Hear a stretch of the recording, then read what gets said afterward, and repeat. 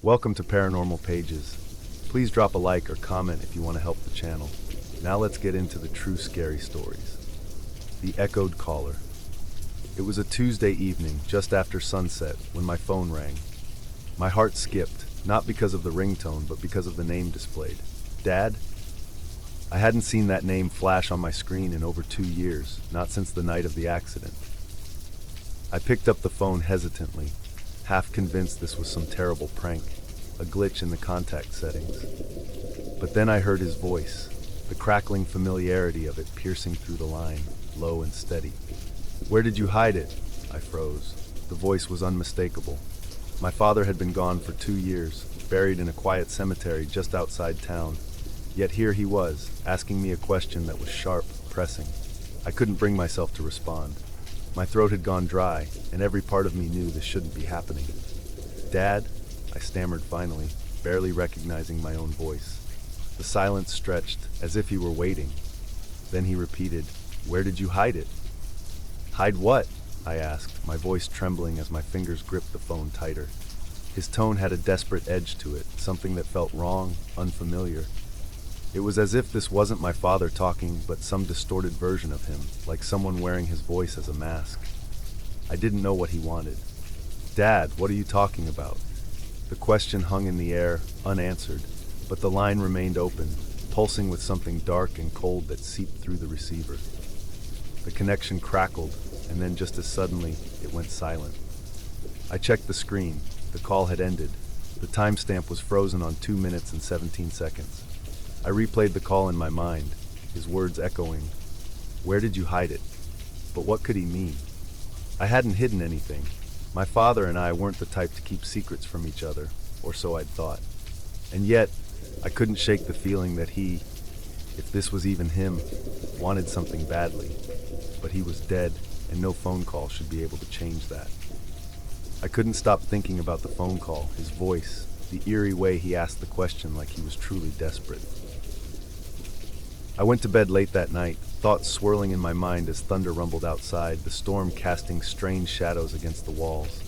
My father's voice haunted my dreams, calling out to me in the darkness, his figure just out of reach, always in shadow, repeating that same question over and over. When I woke up, a chill ran through me as I saw my phone lying face up on my nightstand, screen lit with a missed call. The name on the screen was my father's. My pulse pounded as I stared at it, my hand hovering before finally picking it up. The voicemail icon blinked. I swallowed hard and pressed play, expecting to hear static or even nothing at all. But his voice came through clear as a bell. "Where did you hide it?" His tone sounded more urgent, impatient, as if he were waiting for me to figure out something crucial. But then, before the message ended, I heard another voice, a low, growling sound, something that didn't sound remotely human. I sat there, my phone clutched in a grip so tight my knuckles went white. His voice, that raw desperation, whatever was haunting me now, felt far more real than a mere memory. There was no denying that my father's voice had somehow come through that phone again. I couldn't decide if I felt terrified or guilty. I'd never hidden anything, but a small, nagging voice in my mind told me to revisit the attic, the one place in our house I hadn't touched since he passed. The attic door creaked as I pulled it open, a burst of dust settling into the air, the smell of must and forgotten memories filling my senses. I hadn't been up here since before my father died. He always kept it locked, saying it was full of important things, but he'd never been clear on what that meant. As a kid, I used to wonder if it was full of treasures, but now the thought seemed far more ominous. I climbed the rickety stairs, flashlight in hand, feeling the cold chill settle over my shoulders as I moved deeper into the shadows. It didn't take long before I noticed something strange in the far corner. A trunk, locked and heavily worn, its leather edges frayed. I ran my fingers over its lid, finding it damp and clammy to the touch.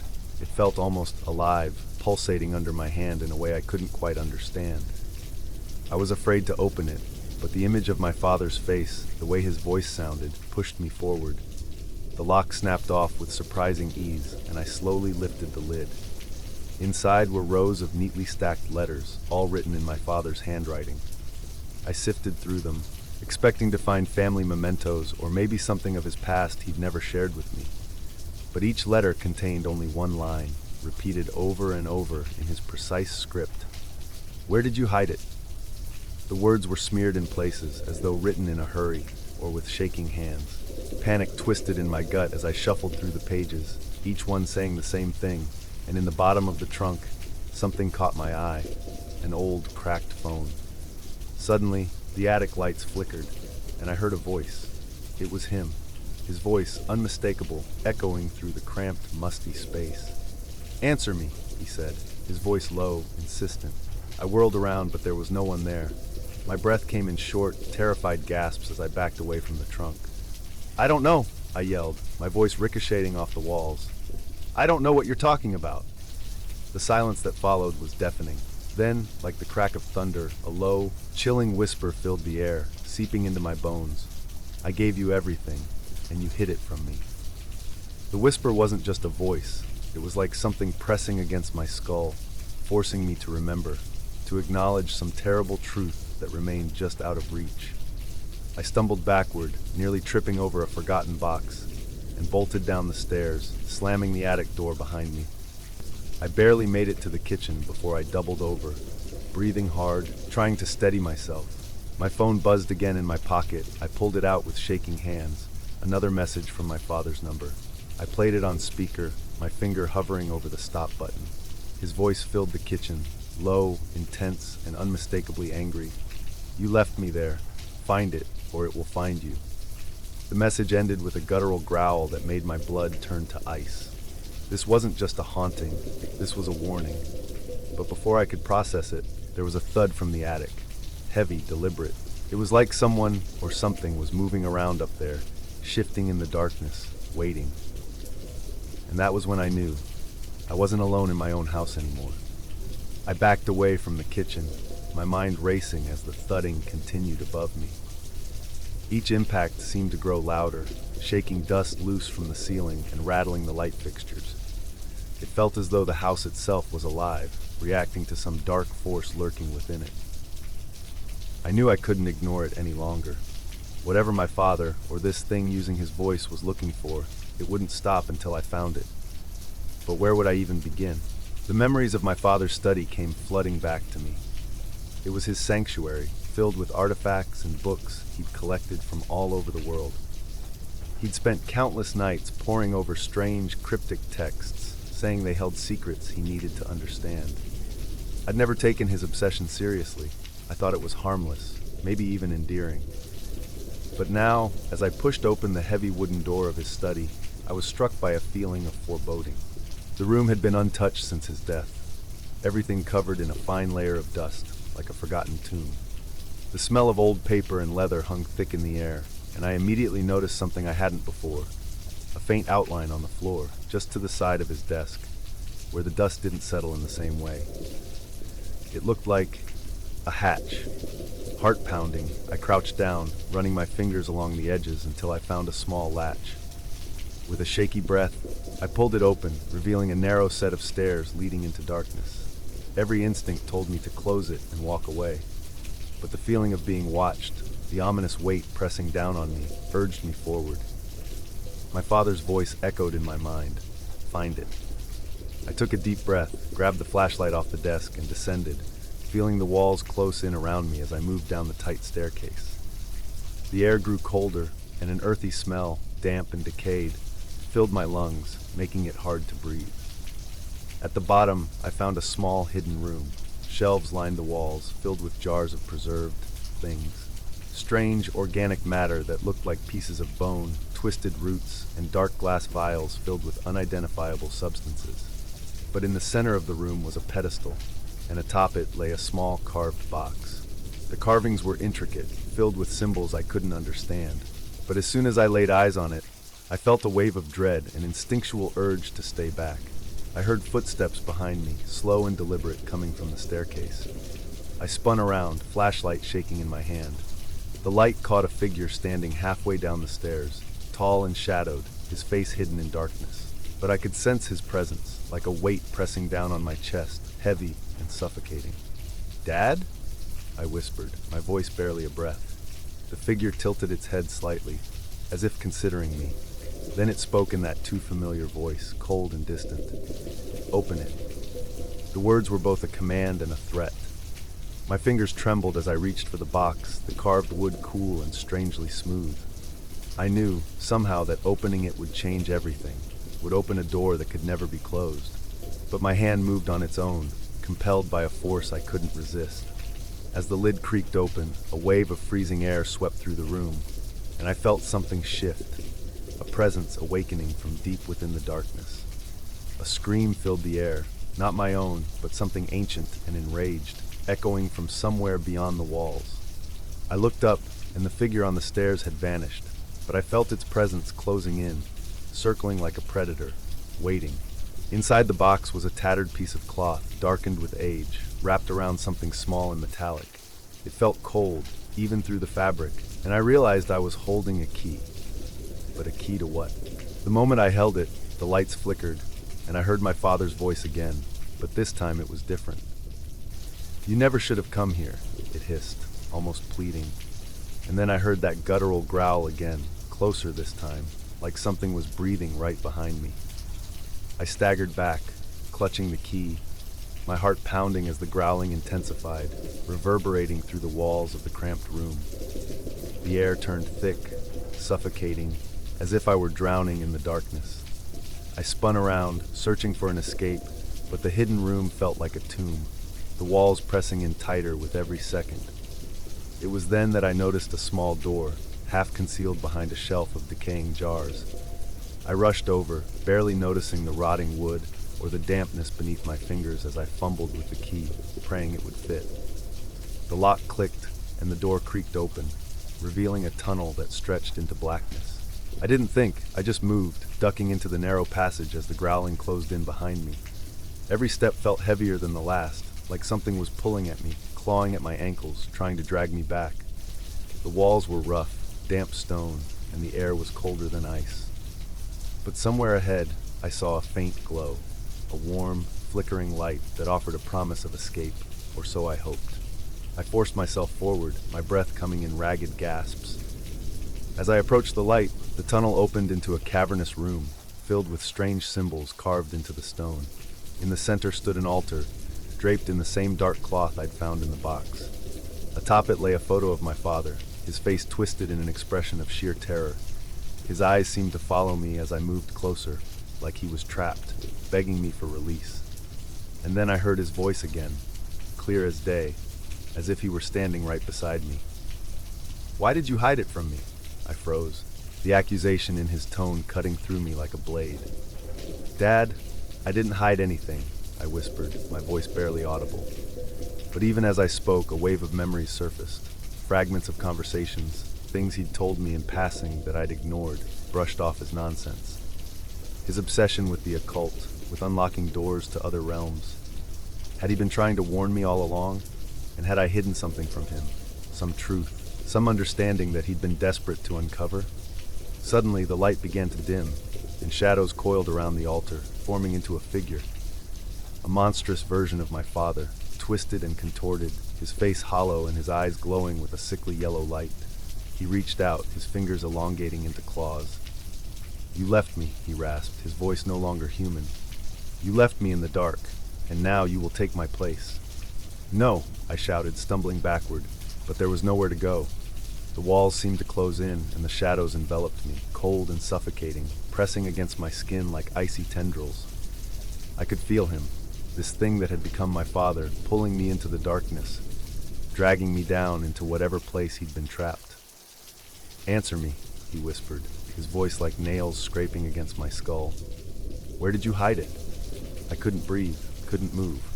In a last, desperate attempt, I raised the key in my hand and drove it into the altar, hoping it would sever the bond, break the connection. The room erupted in a blinding flash, and a scream ripped through the air, a horrible, agonizing wail that echoed through the cavern.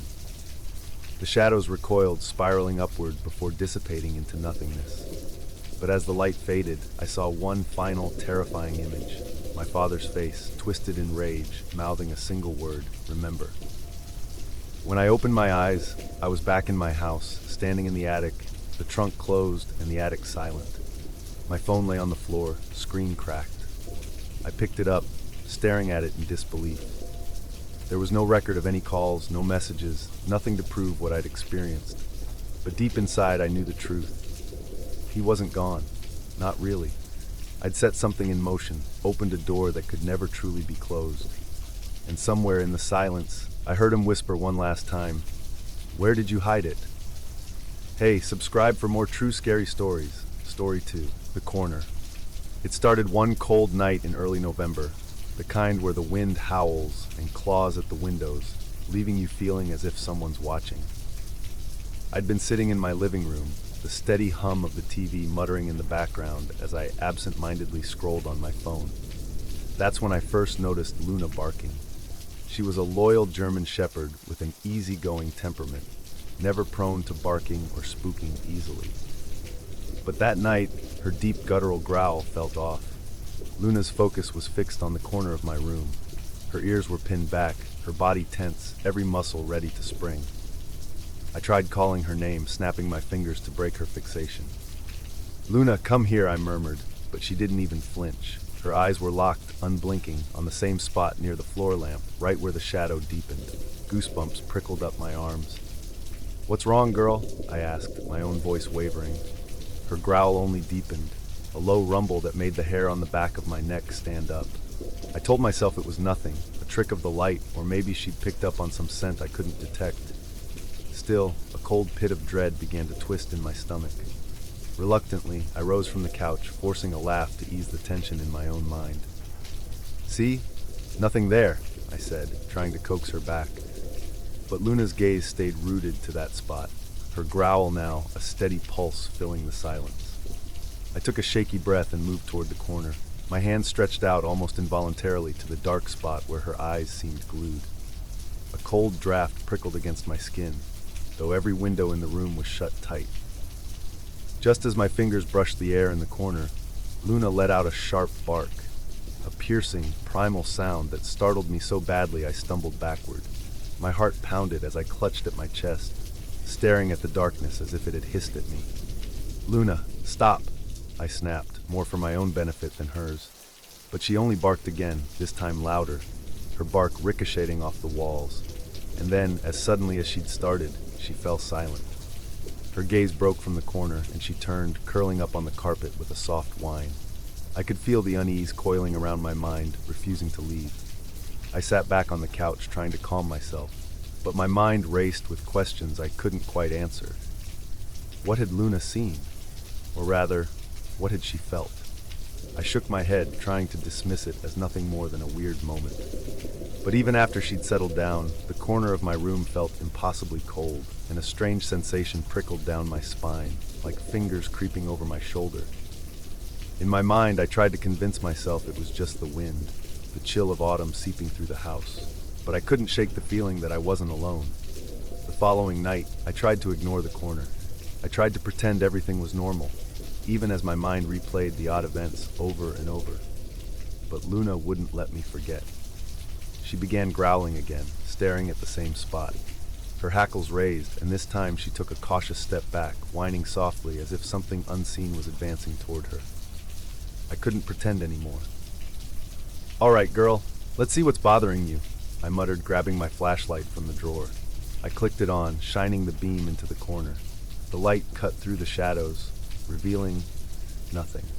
Just the usual, a tangle of wires from the lamp, an old throw pillow on the floor, a dusty baseboard. But then a faint smell filled the air, something stale and sickly, like burnt hair and charred wood. It crept in slowly, thickening with every breath. I covered my nose, but the smell was suffocating. I turned to Luna, hoping for some kind of reassurance, but she only whimpered and slunk out of the room, her tail between her legs. Her reaction gnawed at me. I had never seen her behave this way, never seen her run from anything.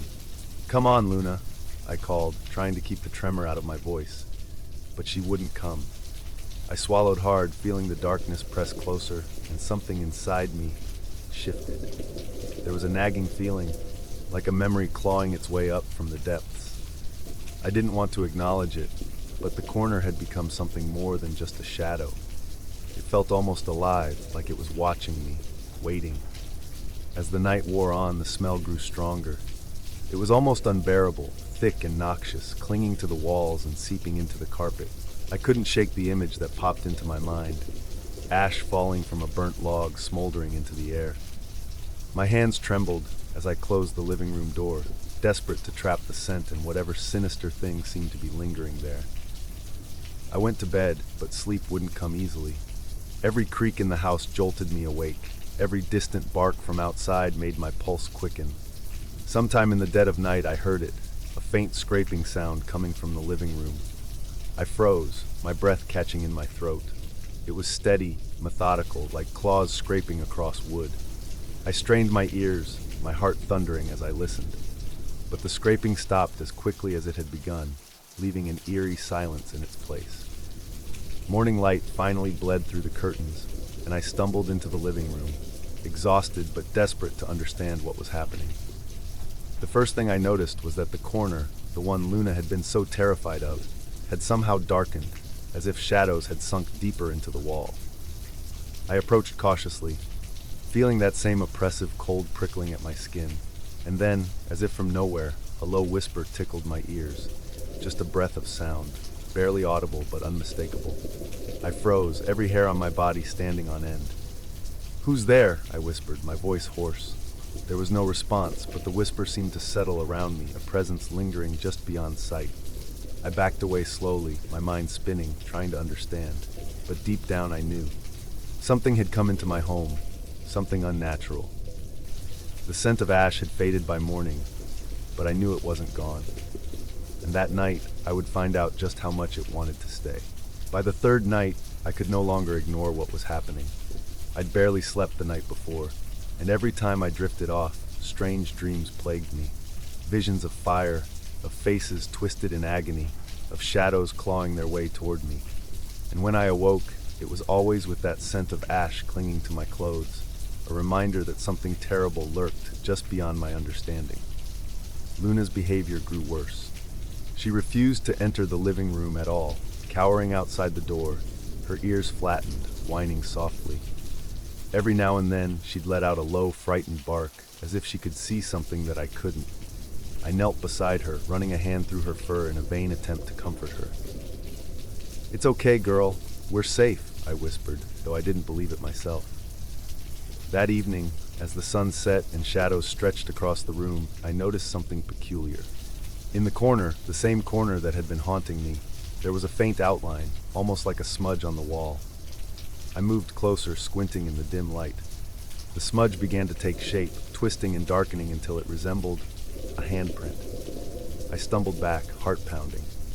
The handprint was long and thin, almost skeletal, with fingers that stretched far too long, tapering into claw-like points. It was as if someone, or something, had pressed itself against the wall from the inside, leaving a grotesque mark. Suddenly I heard a voice. It was faint, like a whisper hidden beneath the sound of the wind. "Help me," it breathed, so soft I almost thought I'd imagined it. I pressed my hands over my ears, squeezing my eyes shut. But the voice continued, a haunting plea, muffled yet insistent. "Please, don't leave me here." I looked around, desperate to find some rational explanation, but there was none. The air grew colder, and I saw my breath cloud in front of me, hanging in the silence. I couldn't ignore it anymore. Someone, or something, was trapped here, lingering just beyond the veil of this world. I took a step back, fear pulsing through my veins, but something stopped me. Maybe it was pity, or maybe it was the sheer terror of what might happen if I ignored it. "Who are you?" I whispered, my voice shaking. There was a pause, as if the entity were considering my question. Then, in a voice so low it was almost inaudible, it answered, "They left me, burned me, and left me here alone." The words seeped into me, filling me with a chilling sense of despair. Images flooded my mind, flashes of a raging fire, charred remains, and hollow, agonized screams. I staggered backward, trying to pull myself free of the nightmarish visions, but they clung to me, each one sharper, darker. Just then, Luna barked sharply from the hallway, breaking the spell. The voice fell silent, and the visions faded, leaving me trembling and breathless. I glanced back at the corner, but the handprint had vanished, leaving only an unsettling stillness in its place. I felt sick, as if something dark and twisted had touched me, sinking its claws into my very soul. I stumbled to my feet, stumbling toward Luna, who looked up at me with worried eyes. I wanted to believe it was over, that the thing in the corner had spoken its last words and moved on. But deep down, I knew it hadn't left. Whatever it was only just beginning. By the fourth night, I was a wreck. Every attempt to sleep ended in visions of that shadowed hand, its clawed fingers scraping against my mind. Every creak in the house sent my heart racing, and Luna had retreated so completely that she wouldn't come anywhere near the living room.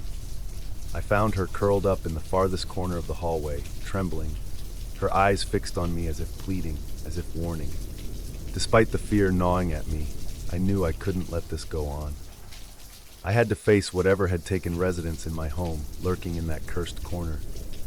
So, as the sun dipped below the horizon, I turned off every light in the house, determined to meet it on its own terms. The only light was a dim flashlight in my hand, casting a weak, trembling beam onto the floor. I inched toward the corner, each step filling me with a bone-deep dread. As I reached the shadowed spot, I whispered into the dark, "What do you want?" My voice was barely audible, a wisp of sound swallowed by the oppressive silence. For a moment, nothing happened, and I began to think maybe, just maybe, I'd been imagining it all. But then, from somewhere deep in the shadows, the voice came again, low and guttural, like something that had forgotten how to speak. "I want to be seen." My heart pounded as I strained to see, but the darkness grew thicker, as if the shadows themselves were alive, writhing and twisting, coalescing into a shape. The flashlight flickered and I saw it. A figure hunched and contorted, its skin charred and cracked, with hollow eyes that seemed to pull in all the light around it. Its mouth twisted into a grimace, and a whisper crawled from its lips. They burned me. They forgot me. I couldn't move, trapped by its gaze, feeling the weight of its anguish pressing down on me. I didn't burn you," I stammered, taking a step back, but the figure moved forward, its bony hand reaching out. The air turned icy, and every instinct screamed at me to run, yet I remained frozen, transfixed by the horror before me. The figure's mouth stretched wider, impossibly wide, revealing rows of charred teeth. "You live, they live, while I rot in darkness," it hissed, each word dripping with venomous grief. Suddenly, Luna burst into the room, barking wildly, her fur bristling as she threw herself between me and the thing. But the figure ignored her, its eyes locked onto mine. I felt a shiver run down my spine as it leaned closer, its voice a hollow echo in the dark. "You have what I need." The shadows around it deepened, swallowing the room in darkness. I felt it reaching, not physically, but as if it were sinking into my mind, spreading its cold into my thoughts, into my soul. I couldn't breathe, couldn't see, and somewhere in the distance, I heard Luna's barks fade into silence. The room was gone, swallowed by blackness, and I was alone, floating in a void with nothing but the figure and its hollow eyes. Then, as suddenly as it had come, the darkness retreated. The room snapped back into view, and the figure was gone. Luna was cowering beside me, whimpering, her body trembling. I stumbled back, gasping, clutching at my chest as I fought to steady myself. But something felt wrong, different. I glanced at my reflection in the darkened window, feeling an unnatural chill creep over me. And there, in the reflection, behind me, I saw it. A shadow, hunched and twisted, standing in the corner, its empty eyes now staring out from inside me. Hey, subscribe for more true scary stories. Story 3, The Whispering Cradle. I woke up in the dead of night to an unfamiliar sound, a low, crackling buzz beside me. Disoriented, I squinted in the dark until I saw the faint glow of the baby monitor, flickering as it spat out static. The green light pulsed irregularly, lighting the room in sickly flashes. It was only as I strained to listen that I realized there was something buried beneath the static. A soft, cooing voice, low and comforting. My heart jolted. I turned to where my wife Lydia should have been, only to find her side of the bed empty. She'd taken our daughter Emma to stay with her grandmother for the weekend, leaving me alone in the house. The realization sent a chill down my spine. I was hearing a voice on the baby monitor, but Emma wasn't here. There was no reason for it to be on, let alone capturing anything. I reached out with trembling fingers, tapping the monitor to make sure I wasn't imagining it. The voice paused, only for a moment, then continued, as if someone was shushing Emma back to sleep. "Shh, it's all right, darling," it whispered in an eerie sing-song, a cadence too gentle and familiar to be mistaken for static. The hairs on my arms prickled and my hand dropped from the monitor. Something deep and primal told me to run, but an even deeper instinct held me rooted to the spot. The voice crackled again, shifting from coos to murmurs. "Daddy's here now." "Just close your eyes, sweet girl." It breathed softly, the words tinged with a warmth that felt horribly wrong. My legs felt like lead as I stumbled out of bed, driven by something between dread and disbelief. I crept down the hallway toward the nursery, listening as the voice on the monitor softened, becoming almost soothing in its insidious repetition. My mind raced, trying to rationalize the impossible. Maybe Lydia had returned? But no, she would have called. My foot hovered outside Emma's door, my pulse pounding in my ears as the faint voice continued. The door was ajar, the faintest glow of nightlight seeping out, casting odd shadows on the hallway wall. Swallowing hard, I nudged the door open just enough to peer inside. The crib was empty, a silent reminder that Emma was miles away. And yet, there, sitting in the rocking chair by the crib, was a dark figure, hunched over, its face hidden in shadow, cooing softly in a voice that did not belong to anyone I knew. As the figure turned its head in my direction, my breath caught in my throat. The face that met mine was familiar, too familiar, twisted and distorted as though it was my own reflection seen through warped glass. Its lips curved into a grotesque smile, eyes dark and hollow, and it whispered again, "Daddy's here, darling." I stumbled back from the doorway, barely suppressing a scream as the figure in the nursery stared at me with that twisted, mocking smile. My heart pounded in my chest as I tried to process what I was seeing. That face, it looked like mine, but wrong, a warped mask that somehow mirrored and mocked my own features. I fumbled for the light switch in the hallway, desperate to banish the shadows clinging to every corner, but my hand only met the cold, empty wall. The light refused to turn on. The figure slowly rose from the rocking chair, its gaze never leaving mine. It moved with a lazy grace, as if savoring every second of my fear, every heartbeat hammering in my chest. I found my voice, somehow, though it came out as a hoarse whisper. "Who? What are you?" The figure tilted its head, its smile widening, and then it began to hum, a low, lilting lullaby that sent ice down my spine. It was the same lullaby Lydia would sing to Emma, the one I'd heard so many times that I knew each note, each rise and fall. But here, in the hollow, echoing darkness, it sounded twisted, like a record slowed down to an unsettling pitch. "Daddy's here," it murmured again, drawing the words out in a voice that was both mine and not mine, a sickening mimicry that left me rooted to the floor. "Daddy's here to keep you safe." It lifted its hands, holding them out toward the empty crib as if to cradle a child that wasn't there. And then, impossibly, I saw the faint outline of a small shape, a shadowy form that flickered in and out of sight in its arms. The figure rocked back and forth, holding this spectral child close, singing that lullaby in a voice that made my stomach twist. I took a step backward, and the floorboard creaked underfoot, the sound slicing through the suffocating silence. The figure's head snapped up, and for a moment, its eyes were locked on mine. They were dark, too dark, like bottomless pits that seemed to swallow the light. I felt myself being pulled into that void, my mind swimming as I struggled to tear my gaze away. "She's ours now," it whispered, almost lovingly, the words reverberating in my head. "You left her alone, Daddy, so I came to take care of her." The rage that flared up in me broke the spell, and I forced myself to speak. "You're not her father. She's not yours." My voice was stronger now, cutting through the malevolent quiet. I could see the figure's smile waver, as though my defiance was an unexpected disturbance in its ritual. "Leave my daughter alone," I demanded, my voice quivering but firm. In a sudden, horrifying motion, the figure's face twisted, melting and reforming until it was no longer a warped version of my own. Instead, it morphed into Lydia's face, her familiar eyes wide and pleading, her mouth twisted in an expression of terror and sorrow. It was Lydia's voice that emerged this time, faint and trembling. "Why didn't you save us?" it whispered, tears pooling in her dark, hollow eyes. "Why did you leave us alone?" I felt my knees weaken as I clutched the door frame, my mind reeling. This thing, This creature was prying into my deepest fears, tearing open old wounds. "Stop," I choked out, feeling a surge of helpless anger and horror. I reached into the room, grabbing the rocking chair and yanking it toward me, desperate to break whatever nightmare it had conjured. But as I touched the chair, the figure and the shadowy shape in its arms vanished, dissolving like smoke, leaving only the hollow echo of that terrible lullaby hanging in the air. The room was empty again, just me, an untouched crib, and silence. But as I stood there, trembling and lost, the baby monitor crackled to life once more, and a voice drifted through it, soft and insidious.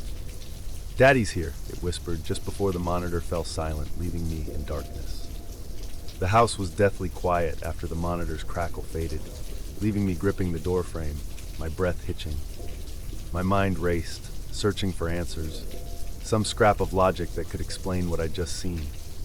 But there was nothing, no comfort, no assurance, only a gnawing dread that clawed at my stomach. I fumbled my way out of the nursery, pulling the door shut behind me as if closing it could seal away whatever horror lurked inside. I stood there in the dark hallway, barely able to breathe, when I heard it, a faint scratching sound coming from somewhere below me. At first, I thought it was just my nerves, the kind of phantom noises that fill a silent house. But it grew louder, steadier, almost rhythmic, as though something was moving beneath the floorboards. I took a hesitant step back, staring down at the hardwood floor, my mind struggling to comprehend what could possibly be causing that noise. A sudden, horrifying thought struck me. The basement. I'd always felt uneasy down there, ever since we'd moved in. Lydia had brushed off my unease as paranoia, claiming I'd been watching too many horror movies. But now, with that scratching sound echoing from beneath my feet, I couldn't shake the feeling that something was waiting down there. Something ancient and insidious that had been lying dormant until tonight. I felt a terrible compulsion to go down, as though the house itself was pulling me, demanding that I uncover whatever lay beneath. Arming myself with a flashlight and my grandfather's old crowbar from the garage, I made my way to the basement door. My hand hovered over the doorknob, hesitating. "Get a grip," I muttered to myself, though the words felt hollow. With a deep breath, I swung the door open and descended the stairs, each step creaking under my weight, echoing in the suffocating silence. The basement smelled musty, the air thick with damp and decay. My flashlight beam wavered as I reached the bottom, illuminating the clutter of old boxes and forgotten belongings scattered across the floor. As I scanned the room, I heard the scratching again, louder now, coming from a far corner where the wall met the floor. Heart pounding, I approached the spot, my flashlight casting harsh shadows that seemed to writhe and shift on their own. Kneeling down, I held my breath and listened. There was no mistaking it. The sound was coming from beneath the floorboards, accompanied by the faintest hint of whispering, like voices layered over each other, speaking too softly to understand. Swallowing hard, I wedged the crowbar beneath a loose board and pried it up, the wood groaning in protest. The stench hit me first, a rank, earthy smell like rotting leaves and something far worse. My flashlight revealed a dark void beneath the floor, but as I aimed the beam further, my blood ran cold. There, nestled in the dirt like a macabre offering, was a small, weathered doll. Its face was porcelain, cracked and yellowed, its once bright dress now stained and tattered. The doll's glass eyes stared up at me with a lifeless intensity, and its mouth was slightly open, frozen in an eerie, silent scream. I couldn't tear my gaze away. As I reached toward it, the whispering grew louder, filling my ears, echoing with fragments of lullabies, words of comfort twisted into something hideous. I jerked my hand back, every instinct screaming at me to run, but I was frozen, trapped by those unblinking eyes.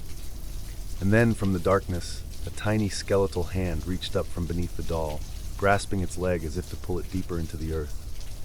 I stumbled back, dropping the flashlight, its beam spinning wildly across the basement walls, casting frantic shadows that seemed to dance and mock me. Somewhere behind me I heard the creak of a door opening, slow and deliberate, followed by the faint sound of footsteps.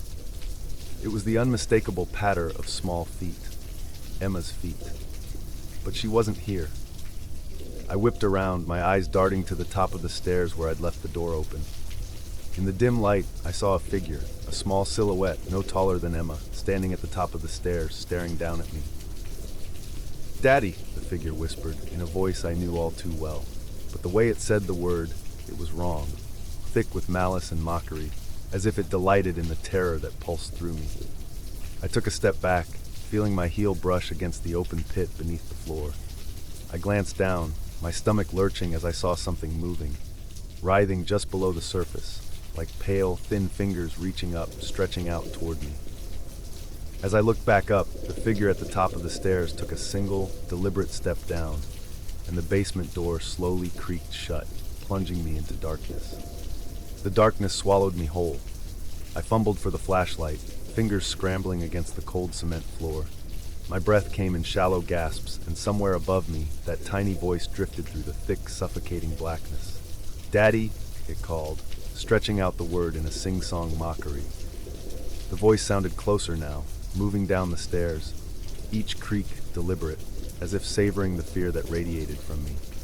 I found the flashlight and flicked it on, its beam flickering as though it were as frightened as I was.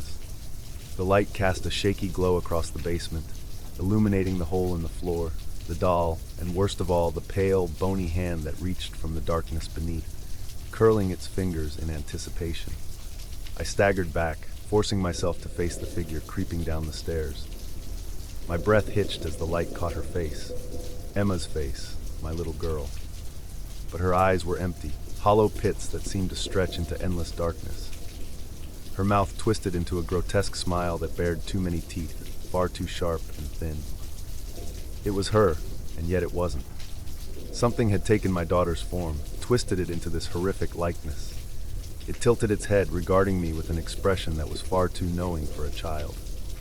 "Daddy, why did you leave me?" it asked, the voice warbling like a distant echo, layered over with something ancient and malevolent.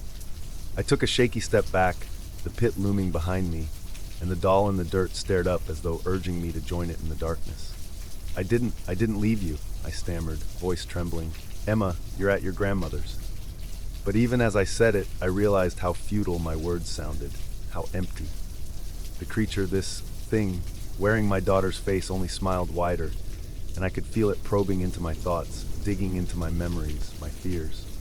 I felt sick, like it was peeling away layers of me, exposing my doubts and failures, each one like an open wound. "You left us alone," it whispered, each word pressing on me like a weight. "Mommy's gone, and you left me all alone. You didn't come back for us." Its voice twisted, echoing the exact words Lydia had used in our last argument before she'd left with Emma that weekend. I felt my grip on the flashlight falter as guilt surged up, memories of harsh words and slammed doors haunting me. How could it know? How could it reach into my mind, pulling out my deepest fears? The flashlight flickered again, casting erratic shadows across the basement walls. I turned to the pit, desperation gnawing at me. It felt like my last chance, a terrifying invitation to descend into the depths where this horror seemed to originate. The doll in the dirt stared up, its cracked face split in a ghastly grin. And then, as I watched, it spoke. Its tiny porcelain mouth opened, emitting a garbled whisper that somehow rang loud and clear in my ears.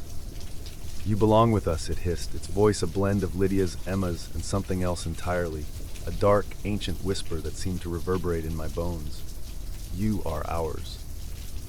The air grew thick, stifling, as if the walls themselves were closing in. I could feel fingers brushing against my ankles, cold and clammy, tugging at my legs, urging me closer to the pit.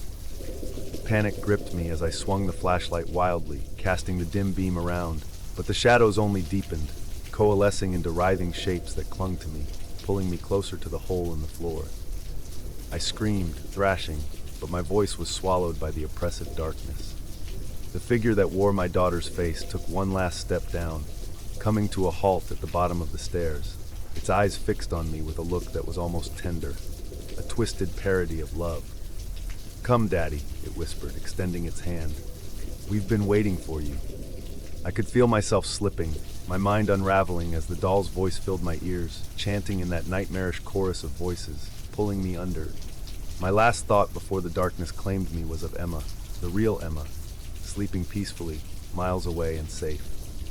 I tried to hold on to that image, to ground myself, but the shadows were relentless, devouring me until there was nothing left. The end. Subscribe for more true scary stories. Thanks for watching.